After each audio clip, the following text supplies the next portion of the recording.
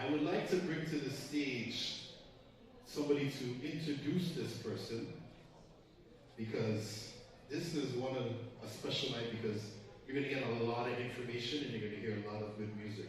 So I would like to bring to the stage somebody that you should be very familiar with. She goes by the name of Joy Lapp, and she's going to introduce what's going to be happening here next. So please make some noise for Joy Lapp.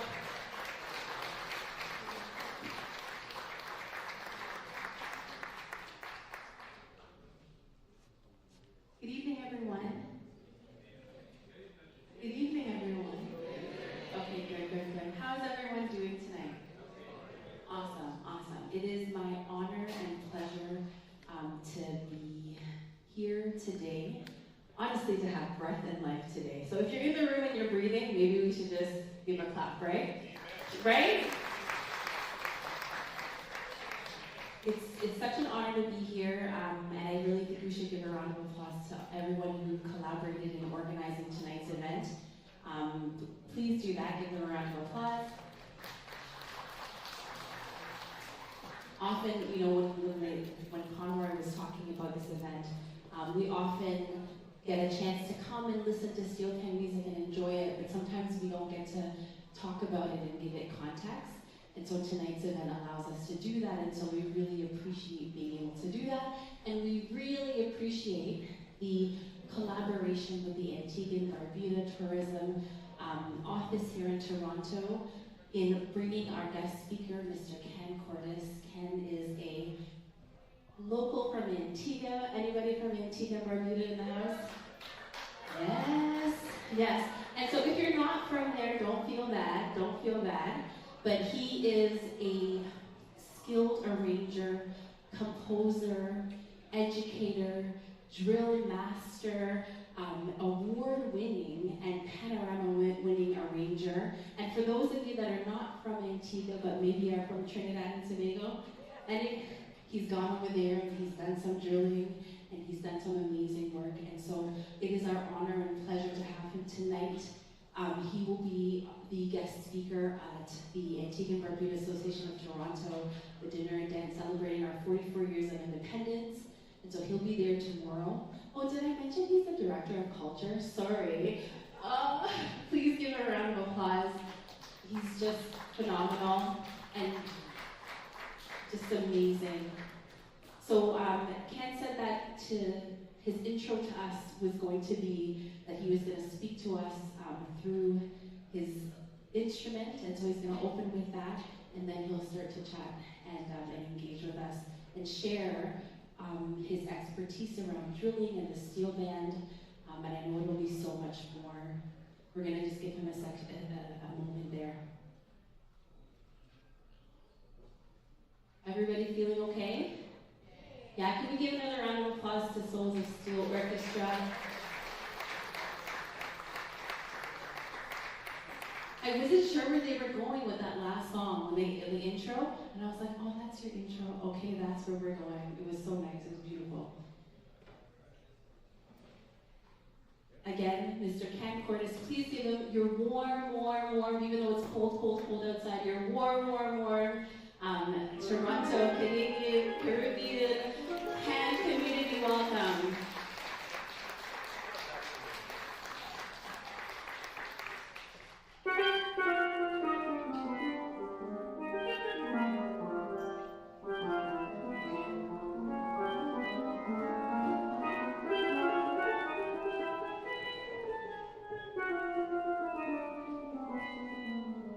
Let's test it. The first time I'm playing it, so it's a call.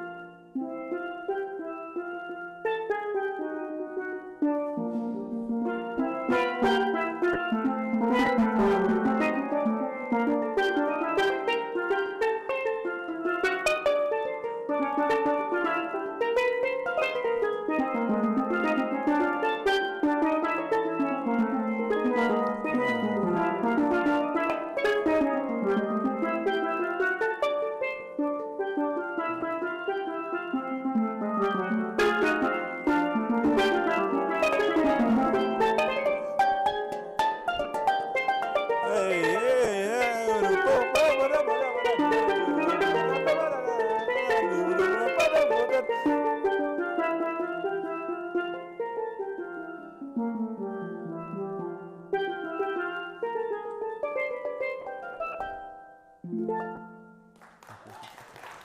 is the mic here, right? This is the mic. Yeah. All right, good evening, everyone. Or good night. It's actually not that bad outside. I studied in the Midwest for it's about 2.5 years, so it's not that cold. It's okay. And today was better than yesterday, too. But as Joy mentioned, and I'm really humbled to have Joy introduce me. Joy is an amazing musician and educator. Hi, Joy. And let's make this very interactive. You can ask as many questions as you want. But just a little bit about me and what I do and what I can do to help to hopefully inspire both young and very young in the room. All right? My name is Khan Cordice. I am from the beautiful Twin Island of Antigua and Barbuda. 35 years old. I've been playing this instrument for just about 23 years, thereabouts. I started just after common entrance, just about turning 12. And when I initially started playing the instrument, I had no intentions of becoming a professional creative musician. I had all intentions to become what society said would have been a successful career path. So initially I wanted to be, are there any doctors in the room? Medical doctors in the room? No? All right, so that doesn't apply to any of you here. Any lawyers in the room? No? I wanted to be a lawyer at one point in time. I wanted any policemen in the room, law enforcement? Nah, something wrong. So, what do you guys do? Any accountants in the room? Any accountants? Everybody? Oh, okay, I see one. Whew. I was about to say, everybody here do the same work. What do you do? What do you do? You freight forwarding. I definitely don't want to be freight forwarding. So I wanted to be what, the traditional careers initially. And, so when I first started playing the instrument, it was very much just playing it as a hobby. I do have music in my family. My father's a musician. He's a police officer as well. That's why I wanted to be a policeman. But I had no intention to do music. But music actually came, for the most part, relatively simple for me in terms of just being able to pick up an instrument and play. So I started doing that for 4 years, playing every summer. And then I got called to the National Youth Pan Orchestra in Antigua. And there is where sort of inspired me further to do what I do now. Just jumping over a lot of the unimportant things. I think the major turning point in my life would have been sitting in my accounts class with 90 plus students, and I looked around and I said, well, I'm going to have to compete with all these people for work. And music is so easy, And it's really not easy. I'm just saying at the time, it really came easy to me. So I said, you know what, let me, focus a little bit more on being a creative and really just exploring my creativity, as a person, as a human. And I started getting a bit more involved, looking at a lot of the work. So the Snowflakes on Steel, I actually checked out quite a bit of those videos 20 years ago, 18 years ago, where I would have seen people like Jovan Stewart, Liam Teague. So the work that you're doing here here in Toronto, Canada, the Pan Arts Network, I think you guys should give yourself a round of applause, because it's platforms like those that help to inspire me. So started checking out a lot of videos online, started seeing and hearing, all these things. And I remember there was one time I asked, everybody know Len Bugsy Sharp, right? Right. I asked them, what is it he did to get so good? And they say he used to practice 8 hours a day. And I said, well, if you had to practice 8 hours a day, then I need to practice 8 hours a day. So I used to practice 6 to 8 hours a day while going to State College back at home, while going to National Youth Pan, while going to Hell's Gate. I don't even know where I found the time. I don't remember going to school, that's the problem. but I did pass. But I spent quite a bit of time on the instrument is what I'm trying to say. And I've always been fortunate to have very influential mentors in my life, people who sort of looked for me or saw things in me that I didn't see in myself. In 2008, I lost a very close friend, a brother of mine, to violence, gang violence. And when I say we were very close, everywhere he went, I started playing golf because of him. He started playing steel band because of me. And when I was in the panyard and got the call that he got shot, it's at that moment I realized I need to spend a bit more time, just doing positive things, just focusing a bit more on, just educating. So I've been teaching, we talk about education, teaching School of Pan back home since I was 14, 15 years old, right, every weekend, and to the underprivileged kids, and I still do so today, even with a hectic job, because I see the need for it. So, over the years I've really, met a lot of people. I went to Trinidad, did my bachelor's, I did graduate top of performing and creative arts there. And then I went to NIU, just outside of Chicago, and worked along with Liam Teague and Clifford Alexis. And that sort of just expanded more of my horizon. And since then, I've been all over. I arranged for National Panorama in Antigua and Barbuda. Started at 18, the competition happened just after my 19th birthday. And I've won 11 Panorama championships in 14 competitions in Antigua. Yeah, so. And strange enough, I now feel like I'm discovering myself, as a creative at this point. But I'll just say, so I've been working with Hell's Gate Steel Orchestra for the last, since 2009 as an official arranger, since 2012 as the musical director, when I came back for my bachelor's degree. And we've done quite a bit of work. So just to point out a little bit, I know a friend here, Earl, pointed out that we do have some anniversary shirts on sale. The Hell's Gate Steel Orchestra this year celebrates 80 years of legacy and memories. This band is one of the bands that would have made major contributions to the steel pan movement globally. It is one of the oldest existing band, unbroken service since 1945. And it is this platform that created me. It gave me a voice and so many others. Right now in our organization, we have, I guess you can call it 3 different types of membership. One being what we call the stage side. These are the members that practices 3 days a week. They perform concerts, hotels, that kind of thing. And it's a 47 member side. They're currently practicing right now. Actually, John that picked me up today, you heard me sending them some information while we were coming down the road. But we also have a panorama band that sees some in the region of 160 members every year. We only take about 110 persons to the stage, because that is the maximum. But they still come every year, and be a part of what we do. And then we do have a sort of membership where I mentor, I think now is about 9 young arrangers, who will eventually take over from me, probably very soon, I don't know, whenever they decide to let me go. I think that's what will happen. But we do have some people, and they do all of the other competitions outside of the National Panorama in Antigua. So we continue to have a sort of training and ongoing. Actually, quite a bit of the up-and-coming arrangers, even for some of the other bands in Antigua, would have come through our doors working as either my assistant, my second, or arrangers in some of the other competitions. Yes, so I think in a nutshell, that is me. Now to get to the part where I think, and I would love to hear some questions from you guys, if that's okay. Connie, is it okay for me to kind of allow people to ask questions? I have the mic, so yes. Oh, sure. So I just wanted to give a bit about me and what I do in a nutshell and why I do. Yes.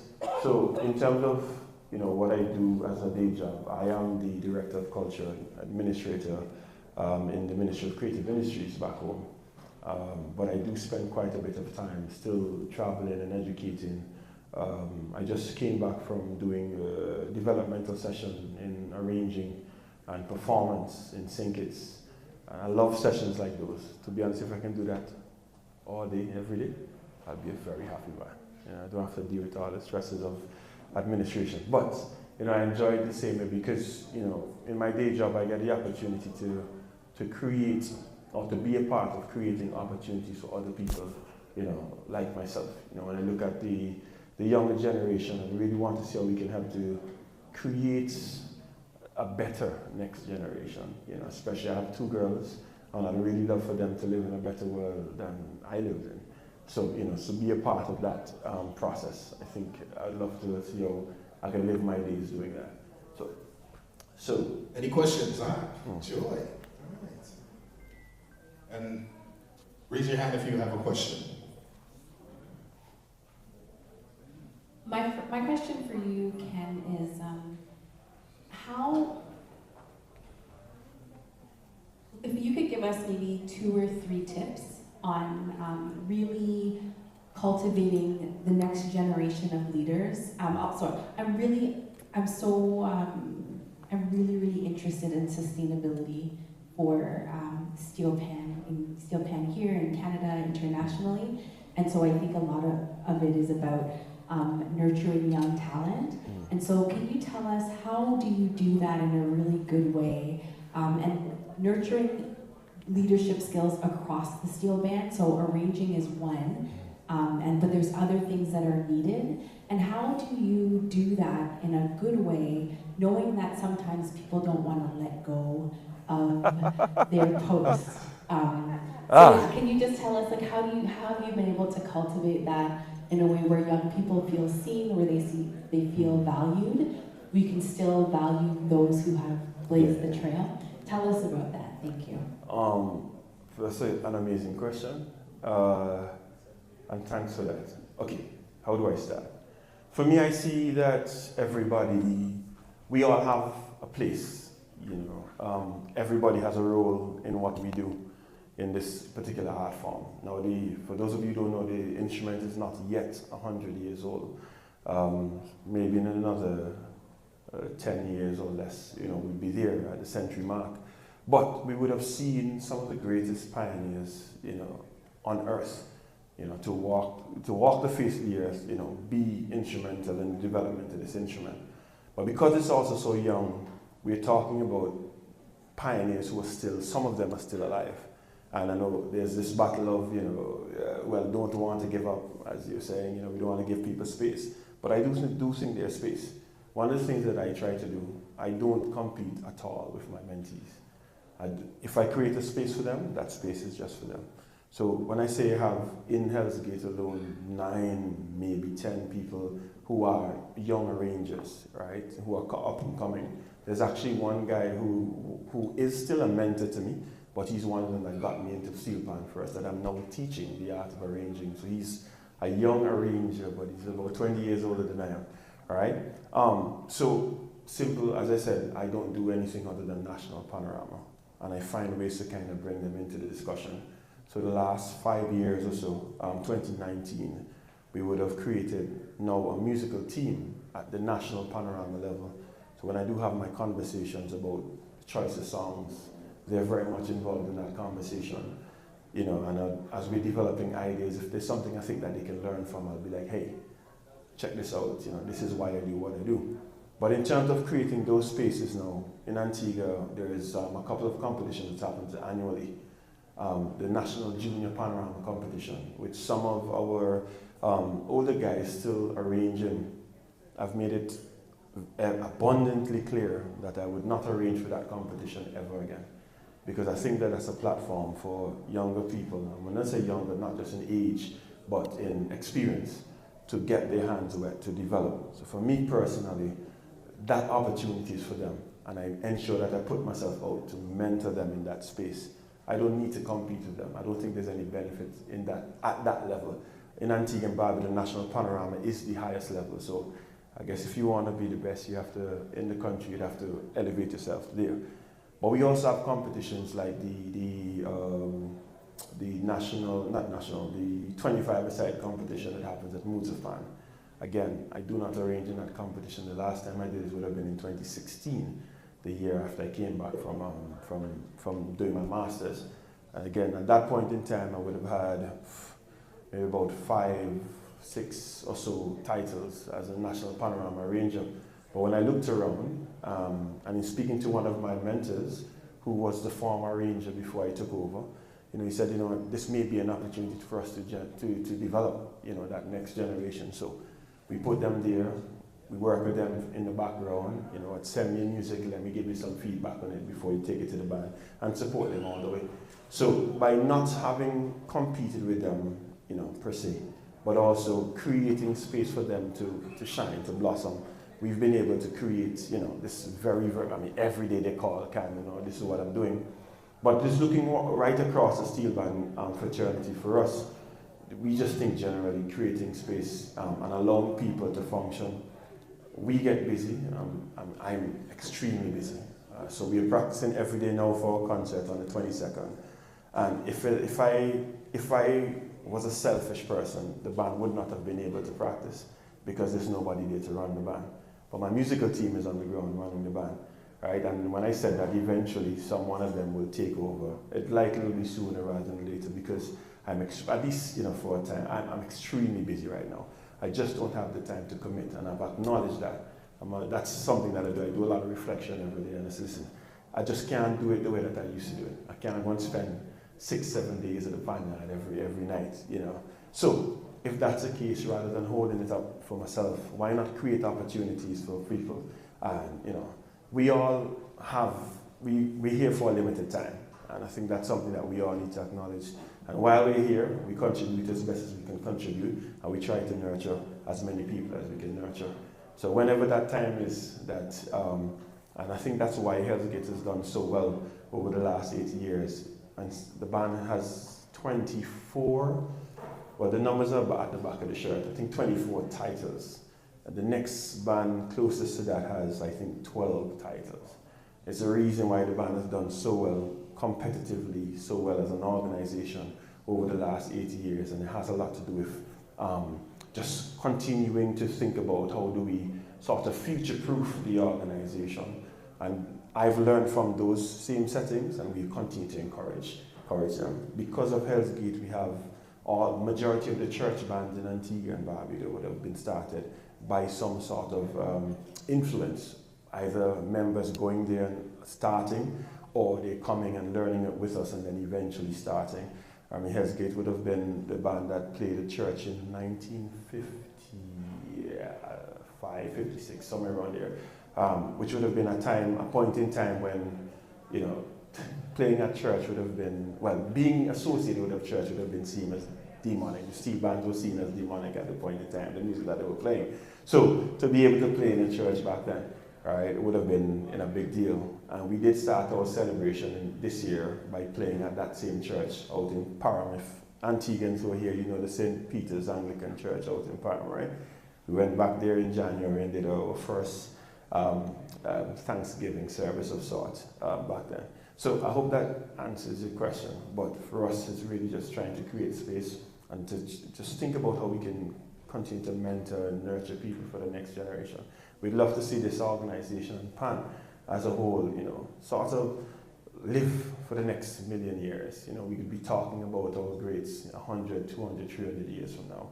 And I can imagine the same thing here in Toronto with the work, in Canada, with the work that you guys are doing on the ground. That's great. I'll jump in. Anybody else have a question, please raise your hand. Hell's Gate, this was the first time that I'm hearing that they were that old. I never knew, and that's a major accomplishment. Like you said, you guys are on the ground, and this instrument is only close to 90, like you said, right? Bands that came out of Hell's Gate. Are there a lot of it? Because, for example, Souls of Steel, Pan Fantasy, one of the histories that we talk about here is Afropan. Afropan has the legacy and the history here. We celebrated 52 years, I think. 73 was when we started, so we're just a little younger than you guys. Yeah. We have the most victories, like you said, but our offspring, which is Pan Fantasy, just did 11 straight. You know what I mean? So they're knocking on the door, and that's something that, for me, I feel good because that's like you're saying, keeping the thing going. Yeah. Like you have to have Yeah. you have to have growth, right? Yeah. You have to have youths coming in the band and learning these things. So mentoring them in that way and feeling good about it, because a lot of the older heads don't like to pass things on. Like we I know, know. right, Joy? I know. I'm a example of that, so I can speak on that. But You're an example of the older one not passing it on. oh yes, oh yes. And I hope this is being recorded for quality assurance. Cameras right there. But yes, and I understand that. So I love to see the youths come up and grow in this thing and learning from people like you. You saw a gentleman there by the name of Corey who was doing so much soloing. Amazing work, Yeah. man. This guy here. Yes, Corey Wonderful, is an offspring of bands, like, Yeah. and he's a loyal person too. We had to beg him to play with other bands because we want him to be able to grow, right? So I'm glad that he's in here listening, and I would like him to, you know, at least ask a question, because I think getting the knowledge from people like you and the Joys and the other musicians out there, or Panis out there, is very vital. Yeah.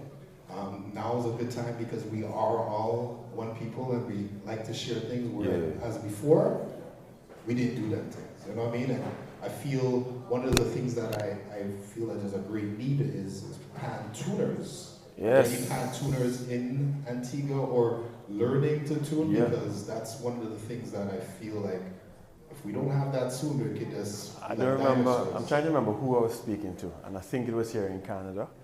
I think so. If not, it was just as I was leaving home 2 days ago. So just to go to your first point really quickly, we Harmonites, for those people who are from Antigua, Harmonites is one of the, probably one of the most influential bands, especially coming up there to the early 2000s. They did fall off a bit, and we do hope that they do come back on, because the rivalry is good at times. But what they were able to bring to the table in Antigua, they would have been the only band, or at least the first band, who would have represented at the Super Bowl. Right? Yeah, and played at the Super Bowl. So they have, their style is very different. So they would have brought something to the thing. I know for sure Harmonite is one of them. The spin-off would have been bands like Superstars, who is not dormant, or maybe they are dormant, but they're still around. They still do hotel gigs, but they're not, make public appearances like concerts and things. So that's in terms of offspring. As I mentioned, there are quite a bit of church bands, school bands that would have been started because of Hell's Gate. All right. And for us, it's and my mentor did tell me this. Well, one of my mentors. I can teach you everything that I know. I can teach you all of my skills, my licks, my ideas. It doesn't mean that you're going to utilize them the same exact way. All right. So it's not for me to hold on to that information. It's for me to pass it on, and that next generation take it to the next level and to the next level and to the next level, right? So I can teach you and encourage you to try the thing. Now for me, I find when I teach people, I learn more, right? I teach you a line, and then you go and you do something with it, like, I like that. Now I take it back and I try to do something with it. So I personally have been learning from teaching, right? But it's an encouragement to all of you. We all, and I'm going to say it again, you probably hear it multiple times tonight, we all only have a time here. We're here for a short time. So while we're here, for me, let's contribute as much as possible. We share as much as possible, because I don't want to be in my grave, whatever. But I don't want to be in my grave thinking, boy, I could have done more. I could have given more. I should have left more information for them. So I do think, especially in the black culture, we need to be feeling more comfortable in sharing and giving that information. You mentioned something else I was supposed to get to, the last thing. I don't remember. When it comes to me. It's all good. I forget. This gentleman here has something to say. And I think the guy in the back in the lilac shirt wanted to say something as well. Good evening. My question is, recognizing that different people, particularly adults, learn at different paces and in different formats. How long would it take an average adult, say 50 years and over, to learn steel band? And is it a very difficult art form to learn? Okay, that's an easy question. So I always tell people that the steel pan is probably the instrument that can give you instant satisfaction. I think everybody can play steel pan, right? Not I think, I know everybody can play steel pan. As a matter of fact, I know for I know that I can teach everybody in this room, whether you've played pan or not played pan before, a song by the end of tonight. I know. The thing is, I can't tell you that you'll be great at it. That's the difference. Right? So it really depends on the person. You know, some people are much more receptive than others. We do have a section of Hell's Gate. That was the membership I was trying to remember. We do have our School of Pan. And on our School of Pan, we have our beginners. This is young kids who've never played pan before. So we do beginners to early intermediate as one class, late intermediates to advanced as a second class, and then we have what we call the Golden Gates, which is for the older beginners. Now, we didn't name them, they named themselves. Right? So the Eustace Manning Henry Steel Pan Academy, Eustace Manning is one of the most influential, or the most influential persons in Hell's Gate's legacy. So the School of Pan was named after him. It's a subsidiary, a very strong subsidiary of the Hell's Gate brand. And what we try to do weekly, and it runs the same way the academic year runs, we have those classes for the Golden Gates and for the normal students. Now with Golden Gates, we do have, there's a lady in there now that's I think 79 or 80 or so, and she would have just started playing pan like 2-3 years ago. All right. All of the students in that class they've never got the opportunity to learn. There's some of them that said, when they were younger, their parents would have never allowed them to learn because the steel pan was seen as such a bad thing. It's for gangsters, and so they weren't allowed to learn. Now that they're older and mommy and daddy not around, they can do whatever they want to do. So they're now starting to learn. No, when I took over that class back in 2017, thereabout, I remember when I walked in the first day, I thought, these people could be my mom, grandparents, them kind of things. Because at the time I would have been 27, right, in 2017. And I walked in and I realized I had to treat them the same way I treated my 5-year-olds. When I'm teaching my 5-year-old, I'd be like, no, don't do that. Listen to me. Don't play. And I said, don't play. But the thing is, what I found, the similarities between those 5-year-olds and the older beginners. The older beginners they're stubborn, they're stuck in their way, right? And they feel like they can control everything. So, when you go and teach a class, you have to tell them, no, this is what we're doing, right? And I want you to do it my way.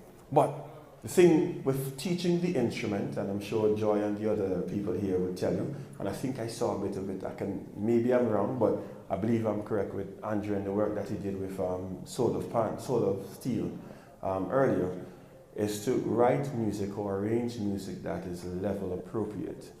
So if I was to play,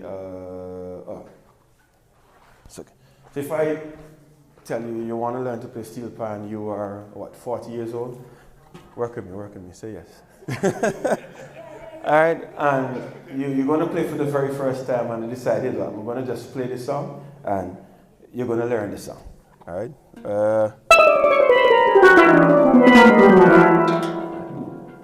You will feel frustrated, you won't be able to play it because it's just not at your level.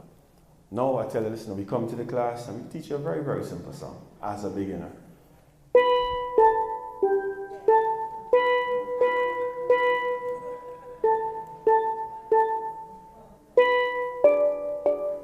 Then by the end of the class, you might learn the entire song and you leave feeling so much more, relieved, happy because you would have learned to play.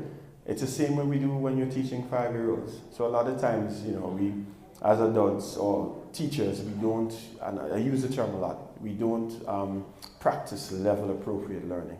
That same melody, we can do it a little bit more difficult if you start to get better. I can play it like this.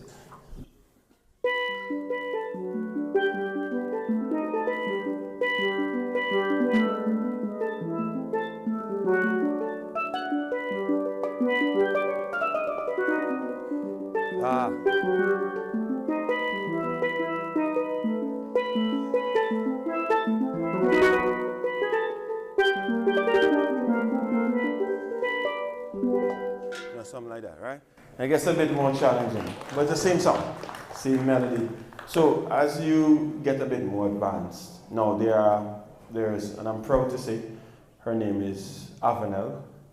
She started playing with the school of the same Golden Gate. She's retired. Sometime around 2018, 2019, I could be wrong. But she played, no, it might have been more like 20. She thinks she started after COVID. Whatever. She just recently started, and she played for National Panorama in 2024 with us, right, in the same group. So it's possible, but you have to start at a level appropriate space. So it makes no sense, you know, you've never played pan before and you come in and trying to jump into Panorama. Hold. It might be possible if you're receptive enough, if you can make it happen, then sure, all right? But start at your level, right? If you're a beginner, not because a 5-year-old is there, don't want to play his music, that is just what it is, all right? If I'm 20 and I've never played pan before, and then there's some people that just have the dexterity for it. For some people, it comes very easy. My very first time playing the pan was at Panorama, and I played right up in the front row. It was easy for me. I'm very good with my hands, so. It might be the same for you. All right. And that is also sort of invitation for all of you to learn to play the instrument if you've never played the instrument before. All right? All right?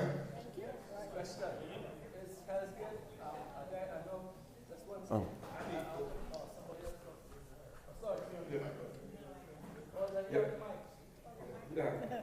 Yes, pardon me for remaining seated while No, you're good, man. You're good.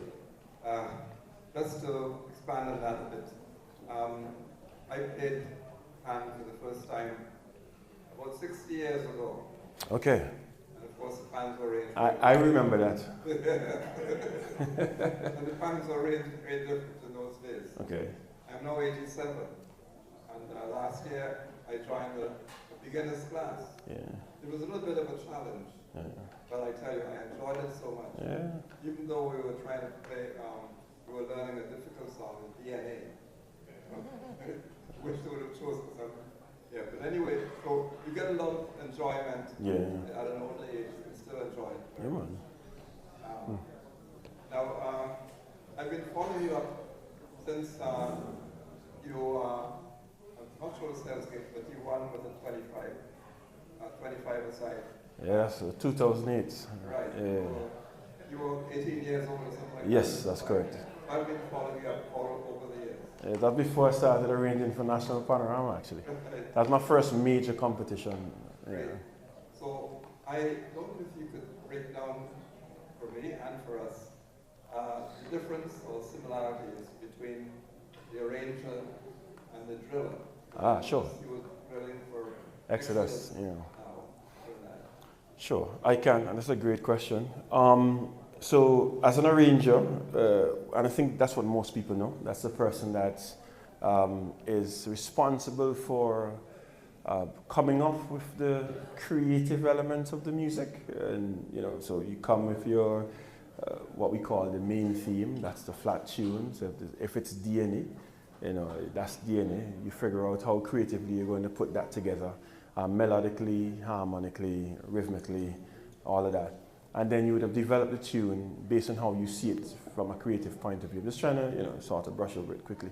So as an arranger, me personally, I like to think about the context in which I'm arranging for. So let us take Panorama, for example. But even in Panorama, there are differences in the context. What I do in Antigua as an arranger is going to be different to what I do in Trinidad versus what I do in the UK as an arranger because the setting is a little different, right? I mean, I understand, you know right now what the scene sort of demands in Antigua. When I go to Trinidad, it's a little bit different. So in Trinidad, it's a bit more, you know, aggressive. It's in your face, you know, a lot of flashy runs and it's a show. So now when I'm arranging, I'm thinking within that context. But as an arranger, you are the person responsible with developing that creative content with the hopes of winning the competition. And if you're not going to win, there's sometimes when you don't think about winning, you think about because in Trinidad you have single, small, medium, large, and then you have preliminaries, semi-finals and finals. And why I say it might be different because if you're a football manager, and your team has just now been promoted to the Premier Division, the First Division, your first target is not to win. It's to maybe, make it into the top 10 and then. So in Trinidad, because of how big the economy is, the steel pan economy is, sometimes your mandate is to make it to the finals. So I did arrange for Angel Harps back in 2024, I think. And that similarly was the mandate. The band wasn't making it to the finals. Listen, let's make it to the finals, right? So, because you have to also be realistic about what you have, your instruments, your players, finances, that kind of thing, right? So, yes, winning is the ultimate goal, but there may be some other goals attached to it as the arranger. As a drill master now, that varies depending on the band. It varies depending on your ask, sometimes the relationship with the manager, and also depending on who the drill master is. In all the spaces that I've been a drill master, generally the drill master is the person that goes and, in simple terms, clean up the music. He comes inside, cleans up all of your runs, clean up all of your phrases, and for some of them they do what we call shaping, right? So you have a particular run. You may have the power to maybe add a sort of swell towards the end of it. Or maybe this drop here, you can add tell some other instrument to add some emphasis, right? So you're the person that helps to sort of bring the music to life. In all of the roles that I've served as drill master, it's been a bit more of, yes, doing the drilling, but I've also been sort of a musical consultant. So if I don't like it, I can't go out. I've gotten that sort of responsibility. So, and it's because of, as I mentioned, because who the person is, the knowledge, the experience. So as a drill master, it is very much, for me, I go in, I deal a lot with the mental side of the performances. So it's not just go and it's physical, but it's mental. Try to get the players' minds in tune. We start rehearsal, the understanding, like what we're going to do, how we're going to get there. I use a lot of percentage. Okay, guys, we're at about 50%, so we're not yet there. We have another 50% to go. Guys, we're at 90%. So you create your strategies. A big part of what I do, though, is helping a lot in sort of making the product, I would call it gold, in a sense. So when I walk into a particular space as a drill master, sorry.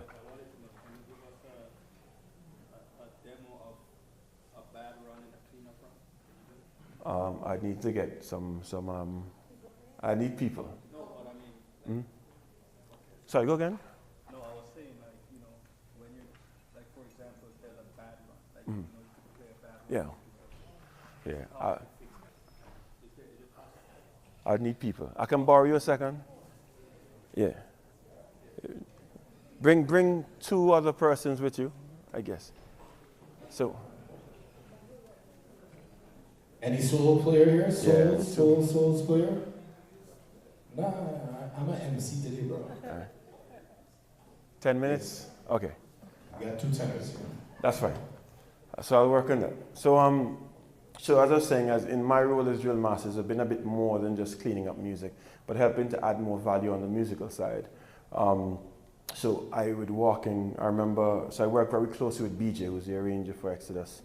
And this year in particular, there was a part in there that I just didn't like how it was done. I didn't like how it was coming across, let me put it that way.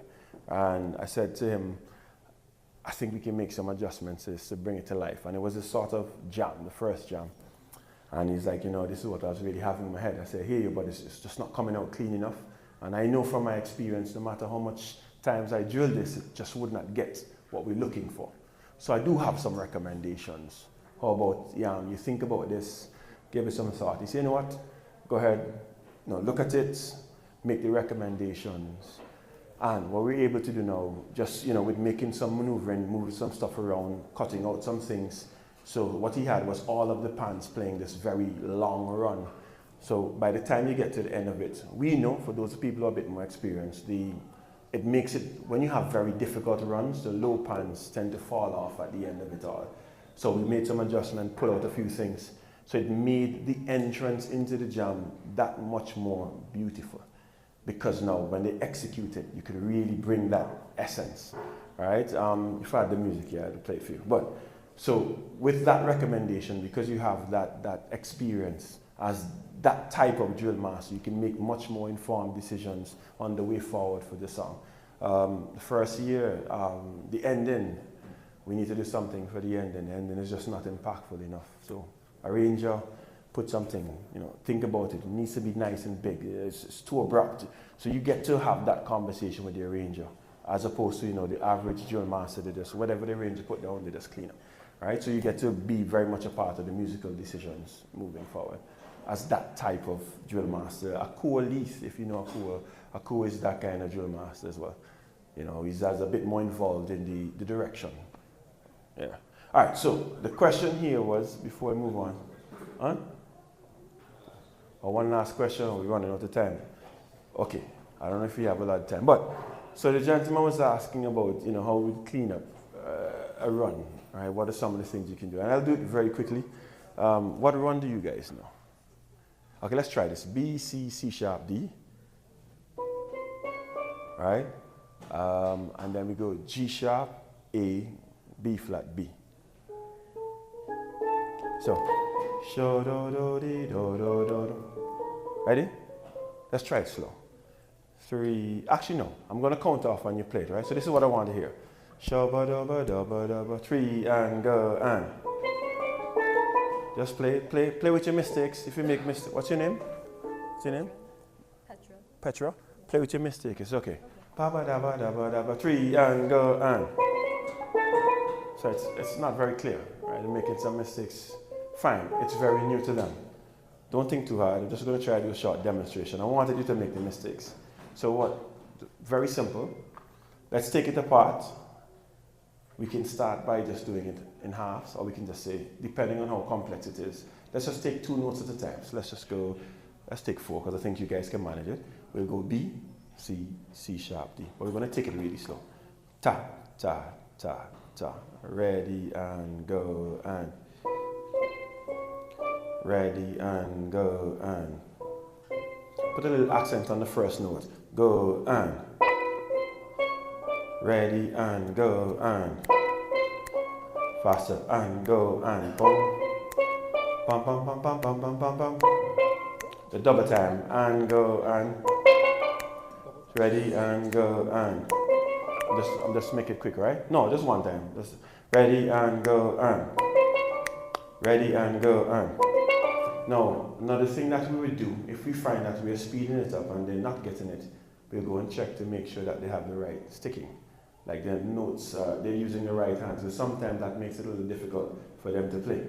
So it helps as a drill master, or just as a musician, as a arranger, to know that they're using the right sticking to play, to execute it, all right? We're going to add the G sharp, right? We're going to take it back slow. Shum, bum, bum, bum. Ready, just G sharp, and. Ready and go and. Ready and go and. Boom, dum, dum, dum. Ready and go and. Boom. Ready and go and. Boom, dum, dum, dum. Ready and go and. Alright, stop. Let's play 2. We're going to play an accent on the first one, the B, and then an accent on the G sharp. Jong, gang, gang, gang, gang, gang, gang, gang. Ready and go and. Ready and go and.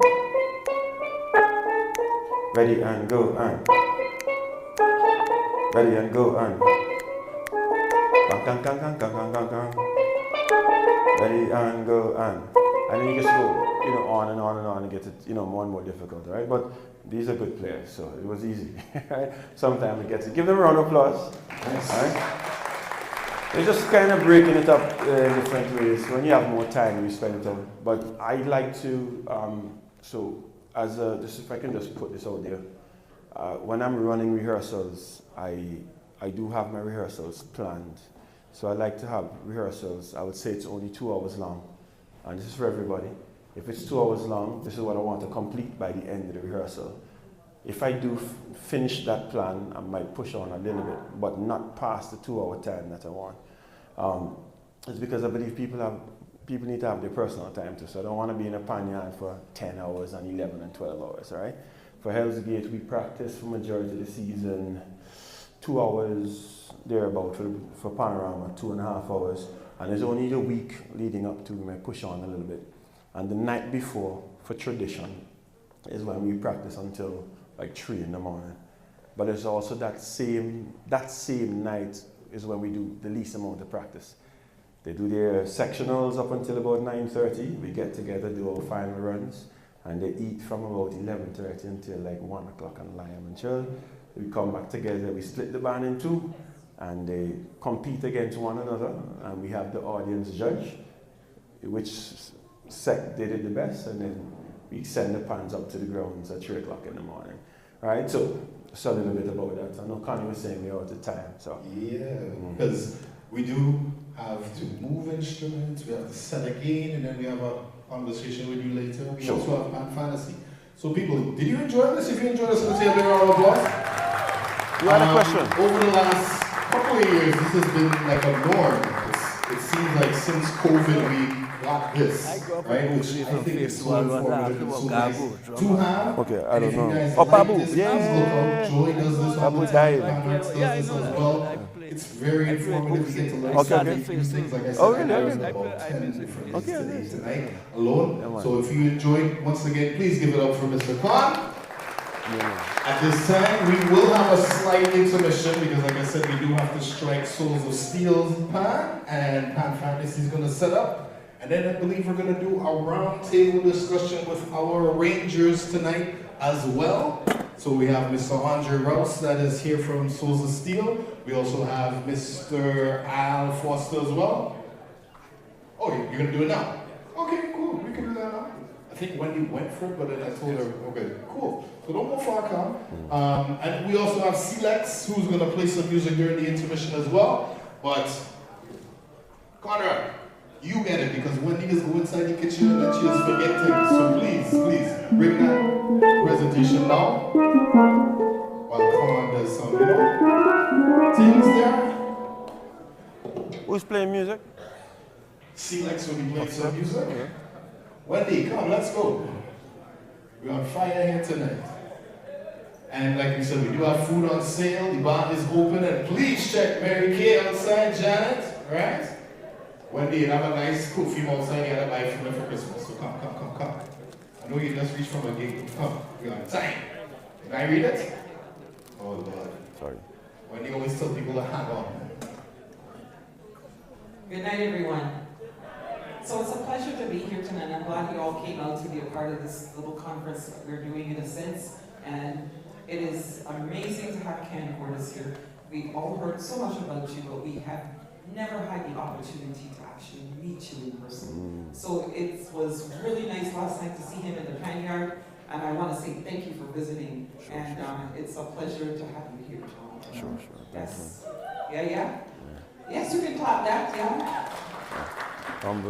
He jumped on the drum kit one time, and as soon as he got to the Pan Yard, it was really good. So he just fit right in. And I think that is what we talk about when we see pan players all over the world. They can fit in any band at any point in time. But the one thing that was really funny for us was the fact that he looked so small in front of Exodus, and when we met him, he was so tall. So tonight we want to say thank you to you. And this is coming from the Canadian Federation of Steel Pan. We want to present you with this plaque. Okay. And I'm going to get Al to do the presentation. I'm just going to read what's on it. As being a master of the steel pan instrument, a visionary arranger, an inspiring educator, in celebration for your creativity, your passion, and your support and your devotion to the steel pan art form. On behalf of the Canadian Federation of Steel Pan, in collaboration with the Antigua and Barbuda Tourism Authority, Toronto, Canada, November 7th, 2025. And Al Foster is going to present this to you on behalf of us. I thought you had here on today. Thanks, man. Thanks. Yes, sir. Oh, this is unexpected. Who's taking a picture? Oh.